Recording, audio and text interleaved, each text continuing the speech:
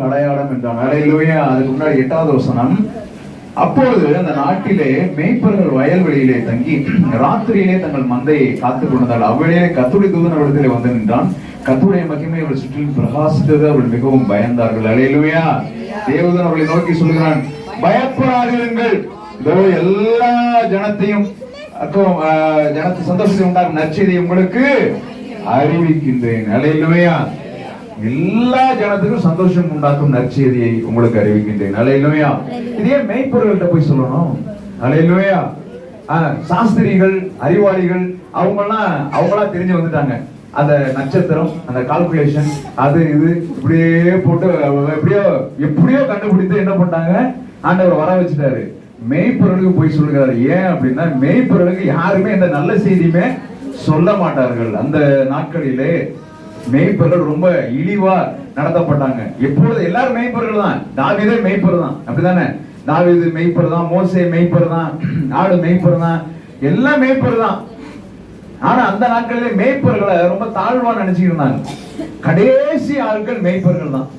இந்த கடைசி ஆட்கள் எப்படி மேய்ப்பர்கள் தான். எப்படி நம்ம இதுல முதலமைச்சர்ல இருந்து அடுத்த அமைச்சர், அவரு, இவரு, அந்த மந்திரி, இவரு, கலெக்டர், இப்படியே வந்து அப்புறம் கலெக்டர் ஆபீஸ்ல பியூன் இருக்காருல்ல, அது மாதிரி கடைசியில இருக்கிறவங்க மேய்ப்பர் தான். அவங்கள யாரும் கண்டுக்க மாட்டாங்க. அவங்கள ஜபாலயத்துல கூட விட மாட்டாங்க. ஜபாலயத்துக்கு இயேசு போனார் அப்படிலாம் இருக்கும்ல, ஜபாலயம்னு வாசிச்சிருக்கும்ல. தேவாலயம் இல்ல, தேவாலயம் அங்க வந்து பலி செலுத்துவாங்க. ஜபாலயம்ங்கிறது இந்த மாதிரி நம்ம வாசித்து பாட்டுகள் பாடி இப்ப அந்த முறைமையில தான் பண்ணிக்கிட்டு இருக்கிறோம். சரியா? ஜபாலயத்துல இப்படி ஒரு என்ன பண்ணுவாங்க, அந்த புஸ்தகத்தை வாசியுங்கள் அப்படிங்கும் போது அந்த இயேசுவானவர் என்ன பண்ணாரு, ஏசாயா தீர்க்கதரிசி புஸ்தகத்தை திறந்தார். படங்கள்லாம் பாக்குறவங்க ஒரு ரெண்டு பாட்டு போடுவாங்க. பாட்டு என்ன பாட்டுன்னா, நம்ம மாதிரி சங்கீதம் வாசிச்சுட்டு இருக்க மாட்டாங்க, பாட்டு அதை பாட்டா பாடிடுவாங்க. தாவீது சங்கீதத்தை பாட்டா, நெகினோத் என்ன வாத்தியம்னா அந்த வாத்தியத்தை வரிசையா பாடிடுவாங்க. அப்புறம் வாசிச்சுட்டு அப்படியே வாசிப்பாங்க. சகோதரரே புத்தி சொல்லுங்கள் அப்படிம்பாங்க. இதெல்லாம் இருக்கு அப்போஸ்தலர் படிக்கல. உடனே அது கொஞ்சம் அப்படியே வசனமா அப்படியே பேசுவோம். இப்போ நம்முடைய நடைமுறைகள அந்த யூத ஜெபாலயங்கள் இருக்கு. இந்த ஜெபாலயங்கள்ல கூட மேய்ப்பர்கள் என்ன பண்ண மாட்டாங்க, ஒரே ஸ்மெல்லா இருக்கும். இவங்களை யார் உள்ளார விட்டுக்கிட்டு இருக்கிறது அப்படின்ட்டு வந்து இவங்களெல்லாம் புறக்கணிக்கப்பட்ட ஒரு கேஸ்ட் மாதிரி அப்படியே நடத்தி கொண்டிருந்தார்கள். அல்லேலூயா. அவங்கள்ட்ட எல்லாம் வாங்கிக்குவாங்க. ஆனா அவங்கள வந்து ஒரு புறக்கணிப்பாய். இப்ப வயல்வெளியிலே அவர்கள் என்ன பண்ணாங்க, மந்தையை காத்து கொண்டிருந்தார்கள். அல்லேலூயா. திடீரென்று அவள் நடக்காத ஒரு சம்பவம் நடக்குது. கர்த்தருடைய தூதன் இடத்துல வந்து நின்றான். கர்த்தருடைய மகிமை அவர்கள் சுற்றிலும் பிரகாசம். அவர்கள் மிகவும் பயந்தார்கள். அல்லேலூயா. அறிவாளிகளுக்கு சொல்லல, அவங்களுக்கு சொல்லல, இவங்களுக்கு சொல்லல, மேய்ப்பர்களுக்கு ஆண்டவர் சொன்னார். அல்லேலூயா. தேவதூதன் அவர்களை நோக்கி சொன்னான், பயப்படாதீர்கள், எல்லா ஜனத்துக்கும் மிகுந்த சந்தோஷத்தை உண்டாக நற்செய்தியை அறிவிக்கிறேன். கர்த்தராகிய கிறிஸ்து என்னும் இரட்சகர் உங்களுக்காக தாவீதின் ஊரிலே பிறந்திருக்கிறார். பிள்ளையை துணிகளில் சுற்றி முன்னணையிலே, அது ஏன் துணிகள்ல சுத்தி முன்னணையில எல்லாம் கிடைத்திருக்க காண்பீர்கள் அப்படின்னா, இயேசுவானவர் பிறந்தது. இவங்க இந்த மேய்ப்பர்கள் சாதாரண மேய்ப்பர்கள் இல்ல, இவர்கள் லேவிய மேய்ப்பர்கள். இவங்க யாரு என்ன அப்படின்னா, இவங்க மேய்ப்பர்களுக்கு என்ன வேலைன்னா, பஸ்கா ஆட்டுக்குட்டியை என்ன பண்ணது, ஆடுகளை தான் வளர்க்கறது தான் வேலை. பஸ்கா ஆடுகளை நல்லா வளர்த்து என்ன பண்ணணும், நல்லா அதுல வந்து லேவியராம சொன்னபடி ஒரு பழுது இருக்கக்கூடாது, ஒரு கருப்பு இருக்கக்கூடாது அப்படின்னா சொல்றாங்கல்ல. இந்த அந்த ஆட்டுக்குட்டியில ஒரு பழுது இருக்கக்கூடாது, அப்படி வளர்க்கிற மேய்ப்பர்கள். தேவாலயத்துக்கு ஆட்டுக்குட்டியை கொடுக்குறவங்க அவங்க. அல்லேலூயா. பெத்லகேம் வந்து ஜஸ்ட் ஒரு எருசலேம்ல இருந்து ஒரு 10 மைல் தான் இருக்கு. எருசலேம் வந்து பெத்லகேம் வந்து எருசலேம்ல இருந்து ரொம்ப பக்கம் தான், ஒரு 10 கிலோமீட்டர் இருக்கும். 15 முதல் 20 கிலோமீட்டர் தான் இருக்கும். பெத்லகேம் ரொம்ப பக்கமானது. அதனால அங்க ரொம்ப பத்திரமா வச்சிருப்பாங்க. அந்த ஆட்டுக்குட்டி வந்து ரொம்ப அப்படியே இதா இருக்கணும். லேவியராமத்தில் சொல்லப்பட்டது ஒரு பழுது இருக்கக்கூடாது, ஆணா இருக்க வேண்டும், ஒரு வயதுள்ளதா இருக்கணும். இப்படி வந்து அந்த ஆட்டுக்குட்டியை தான் வந்து பஸ்காவுக்காக அப்படியே தயார் பண்ணுவாங்க. இல்ல அப்படின்னா பலி செலுத்துவதற்காக என்ன பண்ணுவாங்க, கத்தருக்கு நீ பலி செலுத்துவதில் என்ன குருடு இருக்கக்கூடாது, நொட்டா இருக்கக்கூடாது, கல்சடையா இருக்கக்கூடாது. இப்படி வந்து சாதாரண மேய்ப்பர்கள். இவங்க யாருன்னா, இவங்க அந்த தேவாலயத்துக்கு ஆடு வளர்க்கிற மேய்ப்பர்கள். அல்லேலூயா. அப்ப என்ன பண்ணிருப்பாங்க, இவங்க வந்து இவர்களுக்கு கோபுரம்லாம் இருக்கும். இந்த கோபுரத்துல மேல நின்று ஏதாவது ஓனாய் வருதா அப்படின்னு பாத்துக்கிட்டே இருப்பாங்க. அப்ப அதுக்கு கீழே என்ன பண்ணுவாங்க, ஒரு தொட்டி ஒண்ணு வச்சிருப்பாங்க. அது தொட்டியில வந்து என்னன்னா அந்த பிறக்கிற ஆடு வந்து ஆடை நல்ல சினையா இருக்கிற அந்த ஆடை கொண்டு போய் அப்படியே கொண்டு போய் நிறுத்தி அடியில ஒரு தொட்டி ஒண்ணு வச்சிருப்பாங்க. தொட்டியில வந்து என்ன பண்ணிருப்பாங்க, அப்படியே புல்லு இதெல்லாம் வச்சு பஞ்செல்லாம் அப்படியே வச்சு எல்லாம் பண்ணிருப்பாங்க. வச்சுட்டு அந்த பிறக்கிற ஆடை என்ன பண்ணிடுவாங்க, டக்குன்னு ஒரு துணியில சுத்திடுவாங்க. என்ன பண்ணிடுவாங்க, ரேப் பண்ணிடுவாங்க. ஏன்னா எதுவும் அப்படியே விழுகுறப்ப, அந்த ஆடு விழுகுறப்ப சில ஆடு வந்து தொப்புன்னு விழுந்தா அப்படியே கை கால் ஊனமாயிரும். அப்படிதானே பாத்தீங்களா இல்லையா? அதனால அந்த ஆடை ரொம்ப கவனமா அப்படியே வாங்கி அப்படியே இது பண்ணுவாங்க. அதனால அந்த மேய்ப்பர்கள் அவ்வளவு இதா கவனமா அந்த ஆடை சேர்த்து இணை சேர்த்து அதை அப்படியே இது பண்ணிடுவாங்க. அதனாலதான் அந்த தேவதூதன் சொல்றாரு, ஒரு ஆட்டுக்குட்டியாண்டு பிறந்திருக்கிறாரு, அவரை துணிகளில் சுற்றி இதுவே உங்களுக்கு. அது ஏன் சொல்றான் புரியவே இல்லையா? நம்ம என்ன நினைச்சுக்கணும், பாவங்க மாட்டு தொழுவத்துல பிறந்த குழந்தை பாவம் யாரு பெத்த பிள்ளைன்னு போயிருப்பாங்க. உண்மையா இல்லையா? அங்க எல்லார் வீட்லயும் மாட்டு தொழுவம் இருக்குது. இஸ்ரேல்ல பெத்லகேம்ல ஊரு வீட்டுக்கு வீடு மாட்டு தொழுவம் இருக்குது. அது ஏன் முன்னணையிலே துணிகளில் சுற்றி முன்னணையிலே கிடைத்திருக்காங்கன்னா, அந்த ஆட்டுக்குட்டியை போலவே நீங்க எப்பொழுதும் தேவாலயத்துக்கு ஆட்டுக்குட்டியை கொண்டு போறீங்களப்பா, அந்த ஆட்டுக்குட்டியை வளர்க்க அந்த அப்படியே அந்த பிரசவம் ஆகும்போது துணிகள்ல சுத்தி வைக்கிறீங்கல்ல, அதே மாதிரி ஒரு கிறிஸ்து என்னும் ரட்சகர் துணிகளில் சுற்றி அதே அந்த முன்னணையிலே கிடைத்திருக்கிறார். எங்க அந்த ஆட்டுக்குட்டி படுத்திருக்கிறதோ அதே முன்னணியில படுத்திருக்கிறாரு. இதுவே உங்களுக்கு அடையாளம், உடனே போய் பாரு. அல்லேலூயா. இரண்டாவது, நீ இந்த மேய்ப்பர்கள் தான் இந்த விளைவியல் சொல்றதுல ஒரு நெரிசல் இருக்கக்கூடாது, ஒரு மொட்டமா இருக்கக்கூடாது, ஒரு புள்ளி இருக்கக்கூடாது, அது இருக்கக்கூடாதுன்னு. ரெண்டாவது, இப்படி ஒரு ஆட்டுக்குட்டியான பழுதற்ற ஒரு ஆட்டுக்குட்டி பிறந்திருக்கு, நீ பார்த்து செக் பண்ணி சொல்லு. அல்லேலூயா. எப்படி அவன் எனக்கு மரியாதை கொடுக்கிறாரு பாருங்க. அல்லேலூயா. ஆண்டவர் எப்பொழுதுமே அதாவது தாழ்ந்தவர்களை என்ன பண்ணாரு, உயர்த்துகிறவர். அல்லேலூயா. துக்கிக்கிறவர்களை ரட்சித்து உயர்த்துவார். அல்லேலூயா. யாருக்கு போய் சொல்றாரு பாருங்க, எல்லாம் கொண்டு வந்து யாரு போ அப்படி அவ்வளவுதான் உங்களுக்கு மரியாதையே. மேய்ப்பர்கள் படிக்காதவர்கள் அப்படியே பரட்ட தலையோட இருப்பாங்க. தாவீது பாத்தீங்கன்னா, தாவீது அப்படியே தெரிஞ்சுக்கிட்டு இருந்தார்ல, ஒருத்தன் இருக்கிறான், அவங்க அப்பா சொன்னாரு ஆடு மேய்ச்சிக்கிட்டு இருக்கிறான் அப்படிங்கிற, அவனை கூப்பிட்டு வா.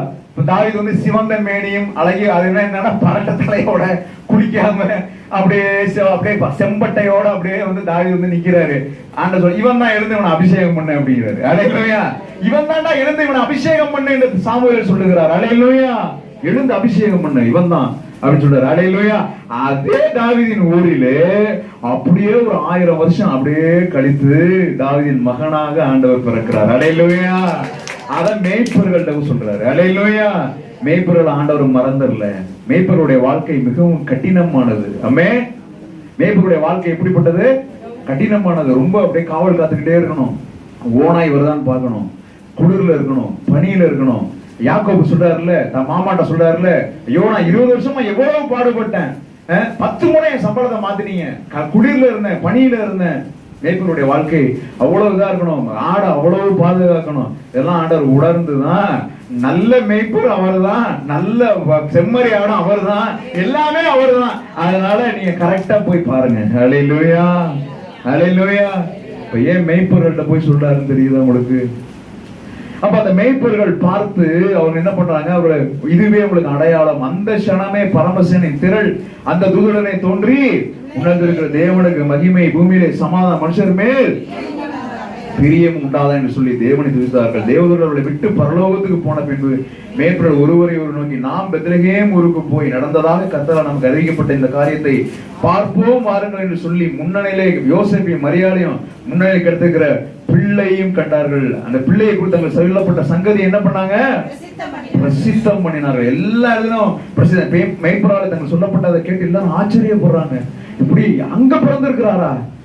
நிறைய பேர் நினைக்கிற மாதிரி ஏதோ ஒரு மாட்டு தொழுவத்தில் பிறந்துட்டார் இல்லை, அவரு அங்க போய் ஒரு குழந்தை எப்படிங்க பிறக்கும், அதுவும் ஆட்டுக்குட்டியை சுத்தி வைக்கிறதுல எப்படிங்க பிறக்கும்? அல்லேலூயா.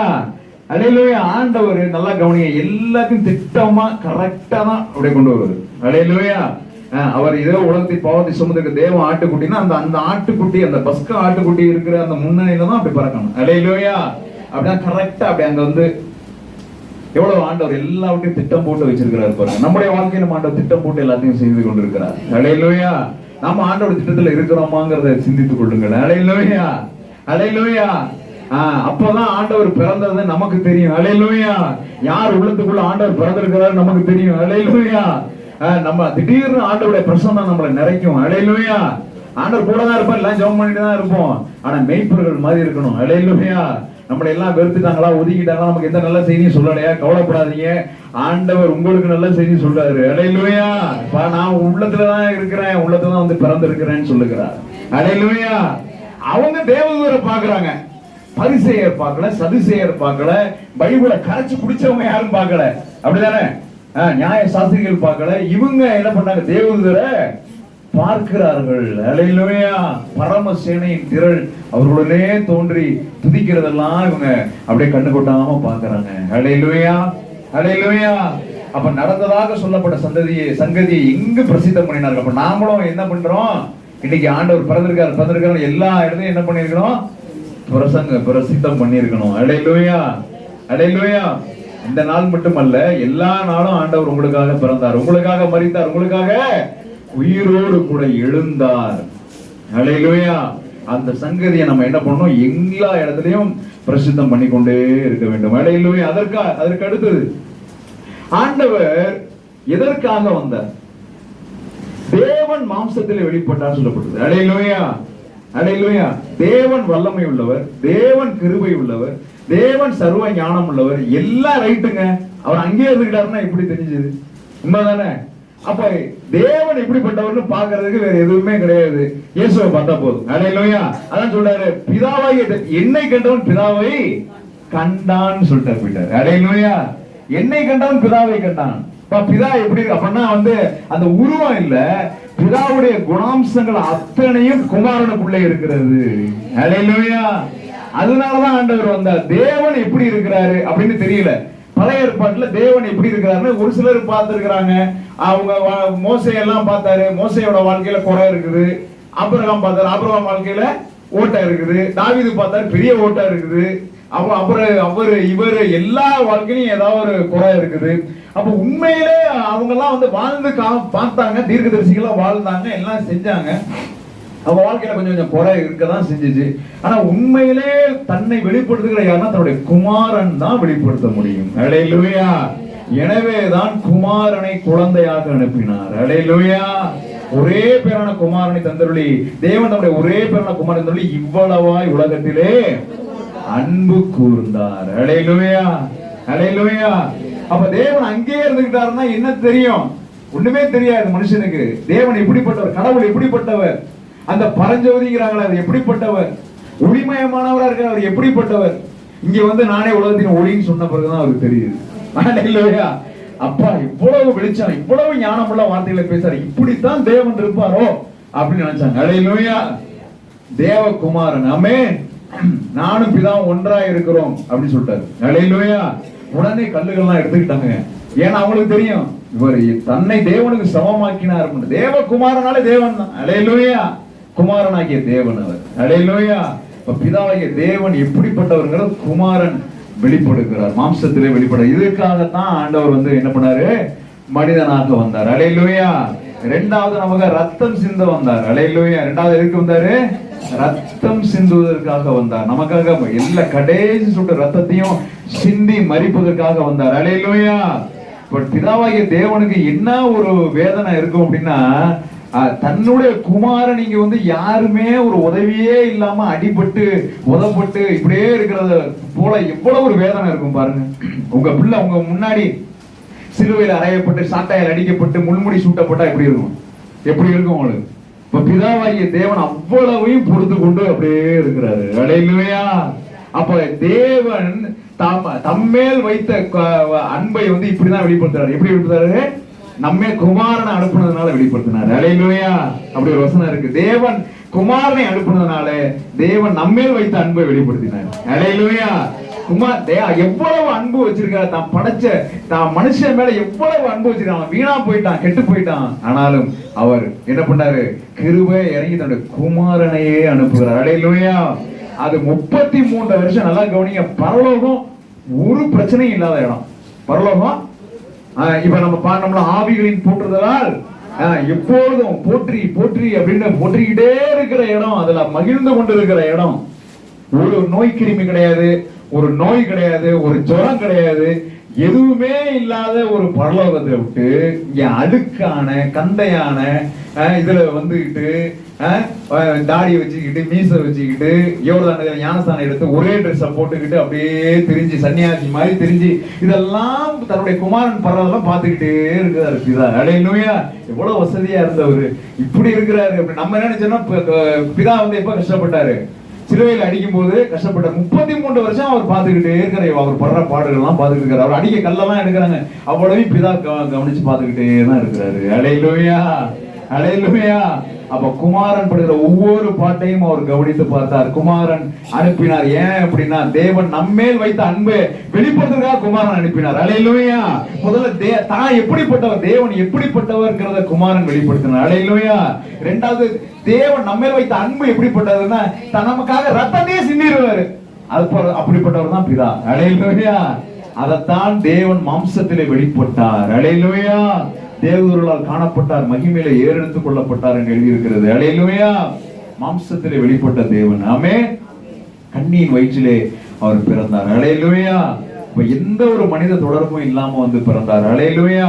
இப்படிப்பட்ட தேவனை தான் நாம வந்து என்ன பண்ணிட்டு இருக்கோம், ஆண்டவராய் வழிபட்டு வணங்கி கொண்டிருக்கின்றோம். அல்லேலூயா. அப்போ ஆண்டவர் வந்து மூன்றாவதாக ஆண்டவர் ரத்தம் சிந்துவதற்காக பிறந்தார். அல்லேலூயா. ஆமென். அதை ஏற்கனவே சொல்லியிருக்கோம். அதை பிரித்து தனியா சொன்னா ரத்தம் சிந்துதல் இல்லாமல் பாவ மன்னிப்பு கிடையாது. ரத்தம் சிந்துதல் இல்லாம பாவ மன்னிப்பு கிடையாது. அதனால அந்த சிலுவை மனதை தன்னுடைய ரத்தம் முழுவதையும் ஊற்றுவதற்காக வந்தார். அல்லேலூயா. எல்லா பலியும் செலுத்தி தீர்க்கப்பட்டது. அல்லேலூயா. அவரே பலியானார். கடைசி மட்டும் அவர் பலியானார். இதுக்கு மேல ஒரு பலி கிடையாது. அல்லேலூயா. இதுக்கு மேல ஒரு பலி கிடையாது. அதாவது தேவனை பிரியப்படுத்துறதுக்கு வந்து, அதாவது தேவனுடைய அன்பு எப்படி கல்வாரி சிலுவையில ஆண்டவர் நம்மேல் வைத்த அன்பும் வெளிப்பட்டது, நம்மேல இருக்கிற கோபமும் இருக்குது. அல்லேலூயா. அந்த கோபத்தை குமாரன் வாங்கி கொண்டார். அல்லேலூயா. தேவனுடைய கோபத்தை என்ன பண்ணாரு, தேவ நீதியை குமாரன் வாங்கி கொண்டார். அல்லேலூயா. அப்ப தேவன் பாவத்தை எவ்வளவா வெறுக்கிறார்னா சிலுவையை பார்த்தாலே தெரிஞ்சிடும். அல்லேலூயா. தேவன் நம்ம மேல வச்ச அன்பு எப்படிப்பட்டதுன்னா சிலுவையை பார்த்தாலும் தெரிஞ்சிடும். அவரே வந்து மரிச்சிருக்கிறார். அல்லேலூயா. குமாரனாய் வந்து மரிச்சிருக்கிறாரு. பிதா தன்னுடைய குமாரனை அனுப்பி இருக்கிறாரு. அல்லேலூயா. எப்படி அப்படியே அந்த மாம்சத்தை வந்து ஆக்கினைக்குள்ளாக தீர்த்து விட்டார். மாம்சத்தை ஆக்கினைக்குள்ளாக தீர்க்கிறாரு. எவ்வளவு அன்பு வச்சிருக்கிறாரு. அதே வந்து தேவன் பாவத்தை எவ்வளவு வெறுக்கிறாரு. அல்லேலூயா. இந்த Facebookல ஒரு வீடியோ ஒண்ணு பார்த்தேன். ஒரு பாஸ்டர் எப்படி சிலுவையின் அன்பை அப்படியே நடிச்சு காமிக்கிற. ஃபாரின்ல எப்படி இருக்கிறாருன்னா, ஒரு சிலுவையை கொண்டு வராங்க. சிலுவையை கொண்டு வந்தானே, நான் இந்த சிலுவையில அடிக்கப்படணும் அப்படின்னு சொல்லிட்டு அவர் படுத்துக்கிறாரு. அவர் சும்மா அடிக்கிற மாதிரி பவலாசம் பண்றாங்க. அப்படியே அவர் தூக்கி நிறுத்துறாங்க. சும்மா அப்படியே கையில பிடிச்சி தொங்குறாரு. நான் இதுக்கு தகுதியானவன், நான் வந்து அடிக்கப்படணும், நான் நொறுக்கப்படணும், நான் இந்த சிலுவை மட்டும் தான் என்ன பண்ணணும், நான் ஏற்றுக்கொள்ளணும். உண்மையில சிலுவை மரணம் யாருக்கு, நம்ம எல்லாருக்குமே, நம்ம பண்ணதுக்கு எல்லாத்துக்குமே. அப்படி சொல்லிக்கிட்டு இருக்கும் போது திடீர்னு ஒரு போக்கஸ் அடிக்குது. அங்க இயேசு அப்படியே இயேசுவா இருக்கிற ஒருத்தர் அவரை வேஷம் போட்டு அப்படியே வராங்க. வந்து இறங்குப்பா அப்படின்னு சொல்றாரு. இறங்குப்பா அப்படின்னு சொல்றாரு. இல்ல இப்போ ஒரு டிரான்ஸ்ஃபார்ம் நடக்கும் போது இறங்கு அப்படின்னு சொல்லிட்டு அவர் ஏறி தான் மாட்டி கொடுக்குறாரு. அல்லேலூயா. இதுதான் ஆண்டவர் நம்ம மேல் வைத்த அன்பு. அல்லேலூயா. இதற்காகத்தான் வந்து பிறந்தார். அல்லேலூயா. ஆமா, நாம கொண்டாடுறோம் சரியா, என்னென்னவோ கொண்டாடுறோம். உலகத்துக்கு ஒவ்வொரு நாட்டுக்கும் கிறிஸ்துமஸ் கொண்டாட்டங்கள் வேறுபடுது. சாண்டா கிளாஸ் எல்லாமே வந்து ஓகே. ஆனா இதெல்லாம் கொண்டாட்டங்கள். சாண்டா கிளாஸ் இருக்கு, கிறிஸ்துமஸ் ட்ரீ இருக்கு. இது எல்லாத்துக்கும் நடுவுல உண்மையான செய்தி ஒண்ணு புதைந்து இருக்கிறது. அதை மறக்க கூடாது. அல்லேலூயா. இது எல்லா கொண்டாட்டங்களுக்கும் நடுவுல ஒரு உண்மையான செய்தி ஒன்று புதைந்து இருக்கிறது. அந்த உண்மையான செய்தியை நீங்க மறக்க கூடாது. அல்லேலூயா. பிரியாணி நடுவுல அதை மறந்து போயிடக்கூடாது. அல்லேலூயா. இனிப்புகள் நடுவுல அதை மறந்து போயிடக்கூடாது. அல்லேலூயா. ஒருவருக்கு ஒரு அளவலாவறதில்லை, நட்புல சந்தோஷத்துல அந்த உண்மையான செய்தியை மறந்து போயிடக்கூடாது. அல்லேலூயா. எனவே தேவன் மாம்சத்திலே வெளிப்பட்டார். அல்லேலூயா.